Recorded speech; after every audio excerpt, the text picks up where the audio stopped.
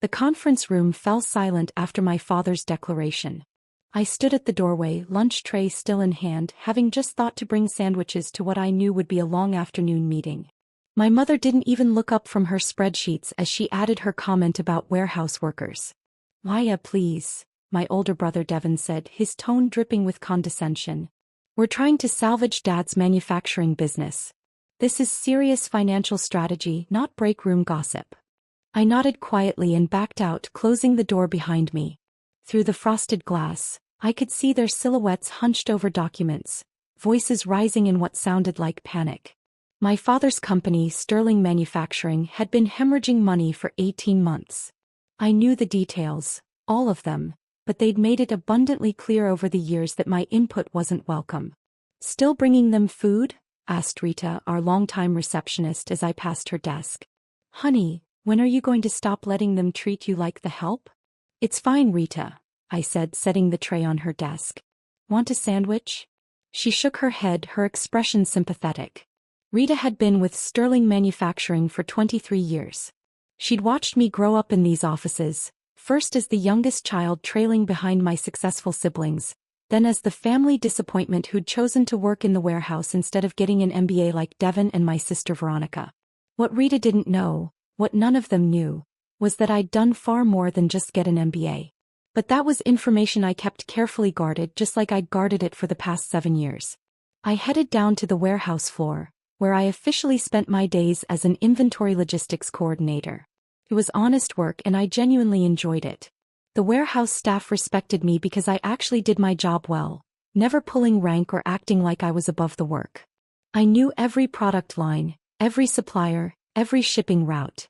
I'd optimized our inventory system twice in the past 3 years, cutting overhead by 17%. My family had barely noticed. Devin took credit for the improvements in his quarterly reports to Dad. "Hey Maya," called out Jerome, our warehouse supervisor. "Got a minute? The new scanning system is doing that weird thing again." I spent the next hour troubleshooting the software, my mind only partially on the task. The other part was running calculations about my family's business crisis. I'd seen the real numbers, not the sanitized versions they discussed in their meetings, but the actual financial statements. Sterling Manufacturing was 30 days from insolvency. They didn't know I'd seen those numbers. They definitely didn't know I was the reason they'd gotten an emergency meeting with Cascade Investment Group, one of the most exclusive private equity firms on the West Coast. My phone buzzed. A text from my mother. "Family dinner tonight. 7 p.m. Your father wants everyone there." No, please. No explanation. Just an expectation that I'd show up. I arrived at my parents' house that evening to find the circular driveway crowded with cars.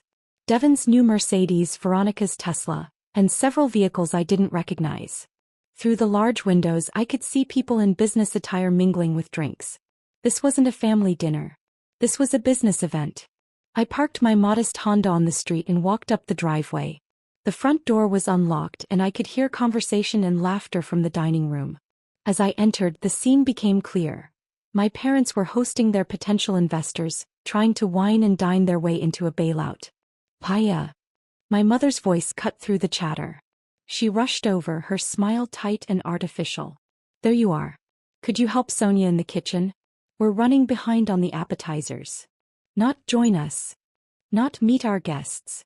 Just an immediate delegation to kitchen duty. "Of course," I said quietly. Sonia, our parents' longtime housekeeper, looked mortified when I entered the kitchen. "Miss Maya, you shouldn't be helping. Your family." "It's okay, Sonia. What do you need?"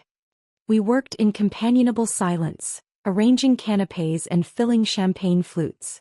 Through the serving window I could observe the gathering. My father was holding court with 3 men in expensive suits, his laugh too loud, his gestures too expansive.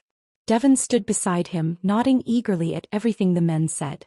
Veronica was charming, a woman with severe glasses and an tablet, probably an analyst. "Your father is very stressed," Sonia whispered. "I heard him on the phone this morning. Something about a Monday deadline." I nodded. Monday was when the investment committee would vote on whether to approve emergency funding for Sterling Manufacturing. My father needed $94 million to restructure debt, update equipment and cover operational shortfalls. Without it, the company would begin bankruptcy proceedings by the end of the month. Paya. Devon appeared in the kitchen doorway. We need more ice. Can you run to the store? There's ice in the garage freezer, I said. That's not enough. We need the good ice. The clear kind. There's a specialty store about 20 minutes away. He was deliberately getting me out of the house. I could see it in his expression, the barely concealed smirk. He didn't want me around when they were trying to impress important people. Sure, I said. Take your time, he added. We'll probably be wrapping up in a few hours anyway. I grabbed my keys and left, but I didn't go to any specialty ice store. Instead, I drove to a nearby coffee shop and opened my laptop. I had work to do, real work, the kind my family had no idea I was capable of. My email inbox showed 43 new messages. I sorted through them quickly, responding to the urgent ones. Most were routine matters related to my actual career, the one I'd been building quietly for 7 years while my family thought I was just a warehouse worker content with an hourly wage. One email made me pause.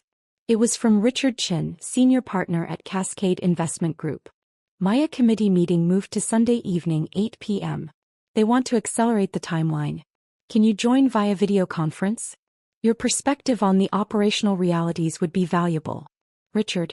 I checked my watch. It was currently 7:47 p.m. on Sunday evening. I typed back quickly, in transit. We'll call in from car if needed. What's the situation? His response came within seconds. Family made presentation this afternoon. Numbers don't match our due diligence findings. Multiple discrepancies in operational efficiency claims. Need your input before vote. Of course, Devon had fudged the numbers. He'd been doing it for years, padding his contributions and hiding problems. Our father either didn't notice or didn't care, too proud of his successful son to look too closely. I called Richard from the coffee shop parking lot. Maya, thank you for getting on so quickly. Richard's voice was crisp and professional.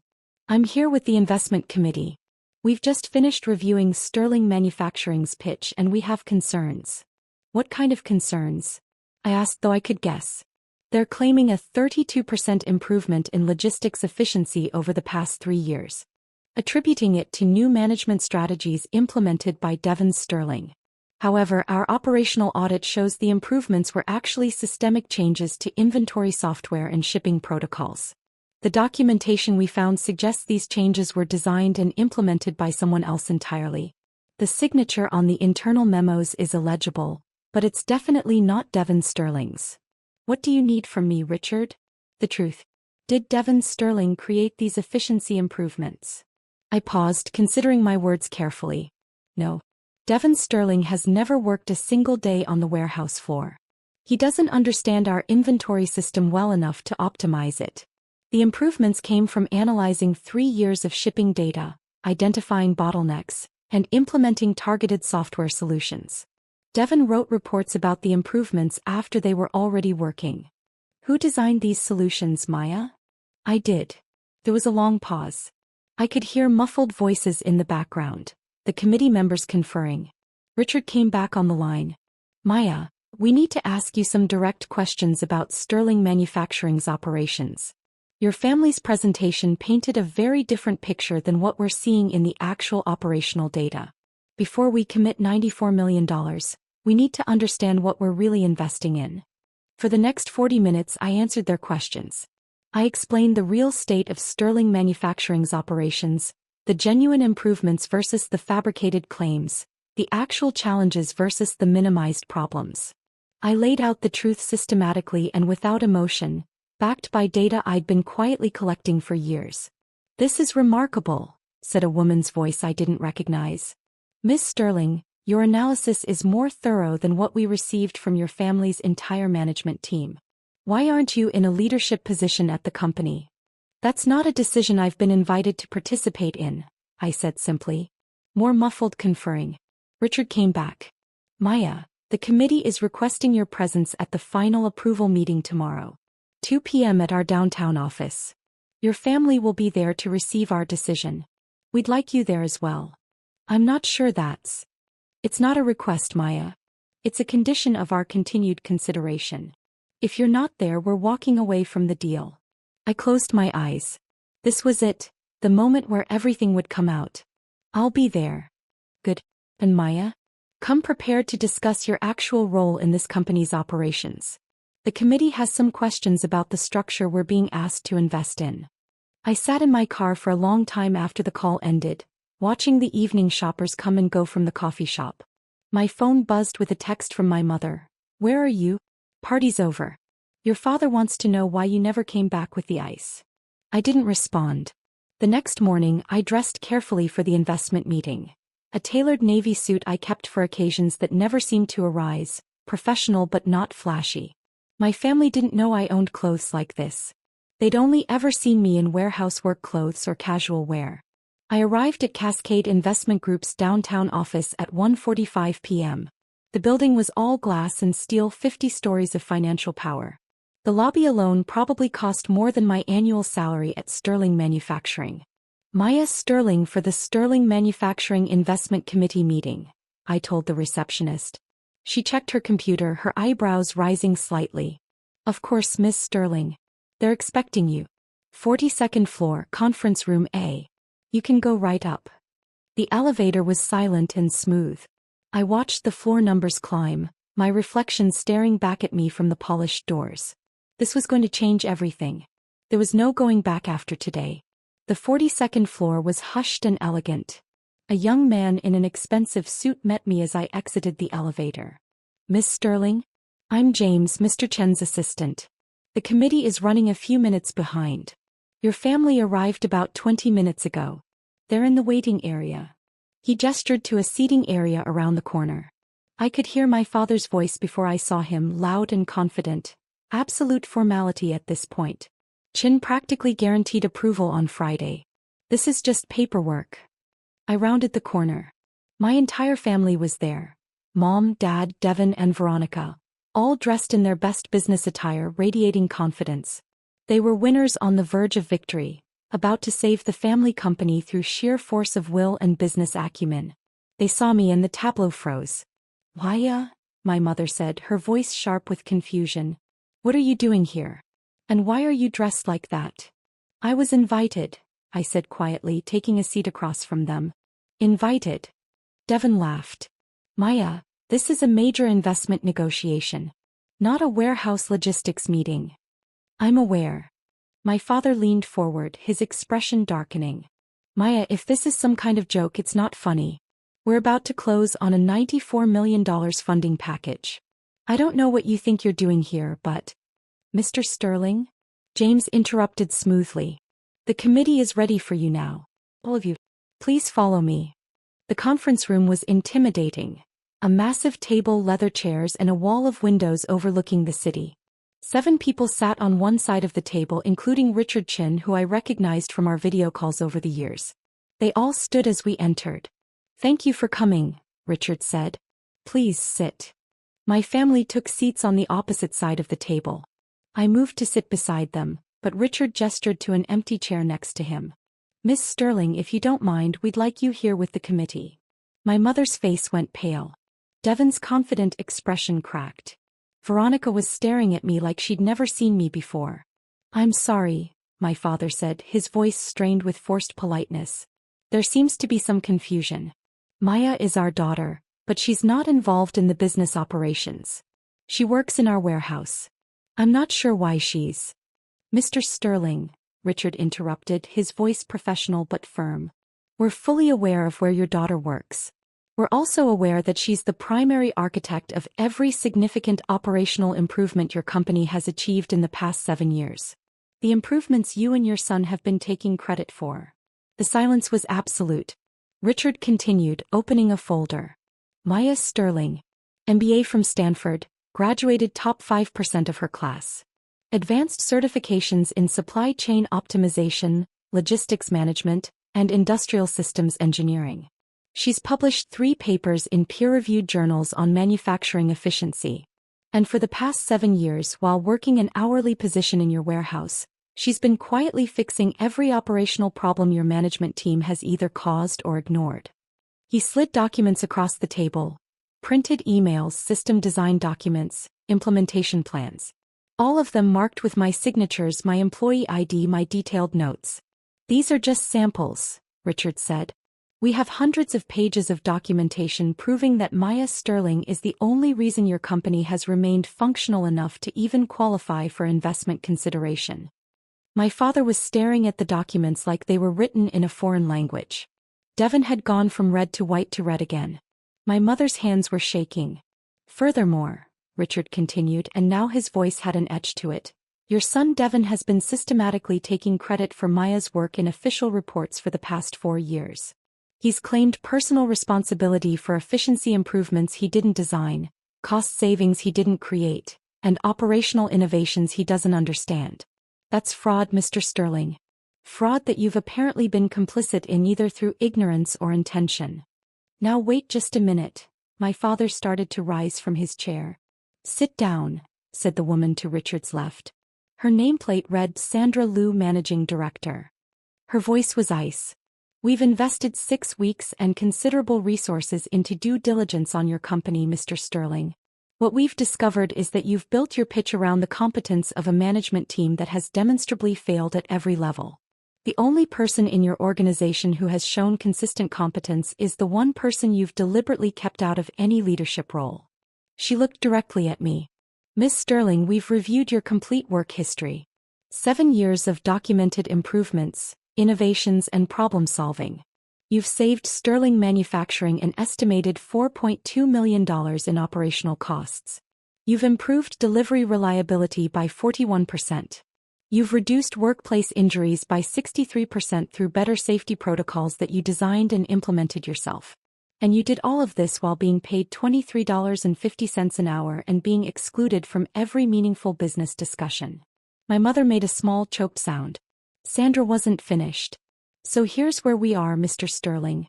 Cascade Investment Group is prepared to provide $94 million in emergency funding to Sterling Manufacturing. However, we have conditions that are non-negotiable. She slid a document across the table to my father. First, Maya Sterling will be appointed Chief Operating Officer, effective immediately with full authority over all operational decisions. Second, Devon Sterling will be removed from any operational role and placed in a limited advisory capacity with no decision-making power. Third, we require a complete restructuring of your management team, with positions filled by qualified professionals rather than family members who've proven themselves incompetent. This is absurd. Devon exploded. You can't, she's a warehouse worker. She doesn't have the experience to. She has an MBA from Stanford and 7 years of documented excellence in operational management, Richard said coldly. What she doesn't have is a track record of lying on official reports and taking credit for other people's work. Unlike you, Mr. Sterling. Veronica, who'd been silent until now, spoke up. And what about me? I'm the CFO. I've managed our finances. Into the ground, Sandra said bluntly. Miss Sterling, your financial management has been adequate at best and negligent at worst. You'll be replaced by a CFO of our choosing. You can stay on as a financial analyst if you're willing to actually do the work, but your executive role is over.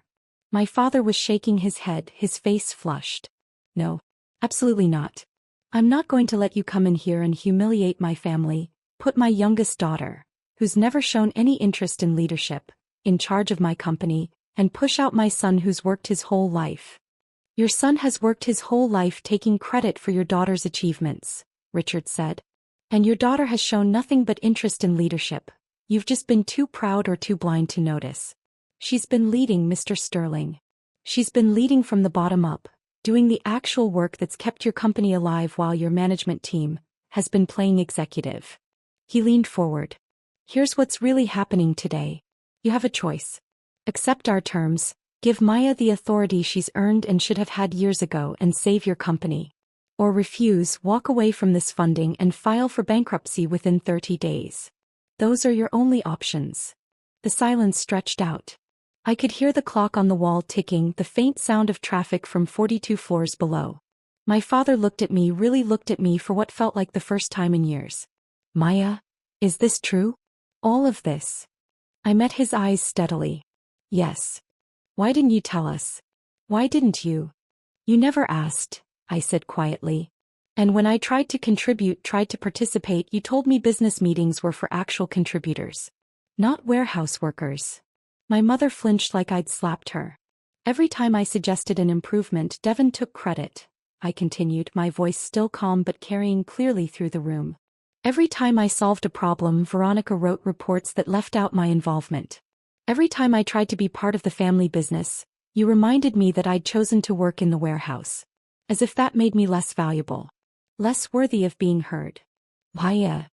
My father's voice cracked. We didn't realize. You didn't want to realize, I said. It was easier to believe Devon was brilliant and I was content being invisible. Easier than acknowledging that your youngest daughter might be the most competent person in the company. Sandra cleared her throat. Mr. Sterling, we need a decision. Sign the agreement with our conditions or we're done here. My father looked at the document, then at Devon, who was staring at the table. Then at my mother, who had tears in her eyes. Finally back at me.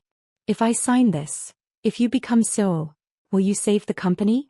I'll do what I've always done, I said. My job. Actually do the work instead of just claiming credit for it. He picked up the pen with a shaking hand and signed. The meeting concluded with handshakes and formal congratulations that felt surreal. My family left the conference room in shell-shocked silence. I stayed behind at Richard's request. Maya, he said once we were alone, I want you to know that we're genuinely excited about this partnership. Your operational analyses over the past 2 years have been exceptional. We wouldn't have considered Sterling Manufacturing at all if not for your work. 2 years. I said carefully. He smiled. You didn't think we randomly reached out to your father's company, did you? We've been watching your work for 2 years, Maya. Your inventory optimization system caught our attention when you presented it at a supply chain conference. You didn't know we had people there. We've been waiting for the right moment to make a move, and your father's financial crisis provided that opportunity. You orchestrated this, I said slowly. The timing, the emergency meeting, all of it. We created an opportunity, Richard corrected. What you do with it is entirely up to you. But yes, we wanted you in a position where your family would have to see your actual value. Where they couldn't ignore you anymore. I thought about that for a moment. Thank you. Thank us by turning Sterling Manufacturing into the success we know it can be. You have the skills, Maya. You've just never had the authority. Now you do. I left the Cascade offices and took the elevator down to the parking garage. My phone had 17 missed calls. 12 from Devon, 3 from Veronica, 2 from my mother. I ignored all of them and drove home to my small apartment. That evening my father called. I almost didn't answer. Maya, he said when I finally picked up. His voice sounded old, tired. Can we talk? Your mother and we'd like to talk. Hey, I said. Not on the phone. Can you come to the house? Please. I drove over, noting that Devon's Mercedes and Veronica's Tesla were both absent. It was just my parents' cars in the driveway. They were waiting in the living room, sitting close together on the couch like they were bracing for bad news. My mother had been crying. My father looked like he'd aged 10 years since the morning. Maya, sit down, my father said. Please. I sat in the armchair across from them, waiting. We owe you an apology, my mother began, her voice shaking. Not just for today but for years. We've been terrible parents to you. Not terrible, my father said. Blind. Dismissive. Proud. We put Devon on a pedestal because he fit what we thought success looked like. And we completely missed that you were the one actually holding everything together. I didn't say anything. What could I say? Rita called me this afternoon, my father continued. She chewed me out for 20 minutes about how we've treated you. She said she's been watching you fix problems and solve crises for 7 years, and we've never once acknowledged it. She said you've saved the company a dozen times over and we didn't even notice. She's right, my mother whispered. Maya, we're so sorry. We made you feel worthless in your own family. We made you feel like you weren't good enough. And all this time you were. Better than all of us, my father finished. Better at the work.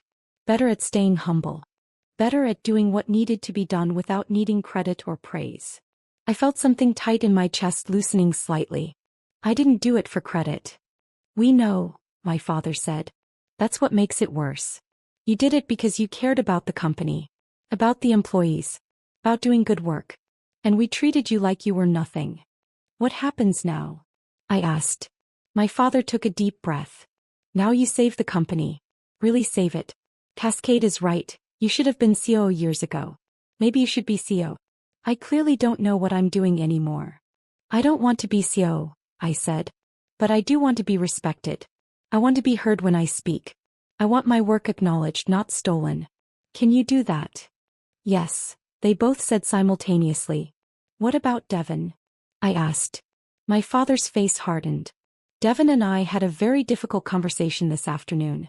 He's taking a leave of absence from the company. When he comes back, if he comes back, it will be in a junior position where he can actually learn the business instead of just pretending he knows it. He has a lot of growing up to do. And Veronica? She's angry, my mother admitted. She feels humiliated. But she's also smart enough to know that she kept her job when she probably shouldn't have. She'll come around or she'll leave.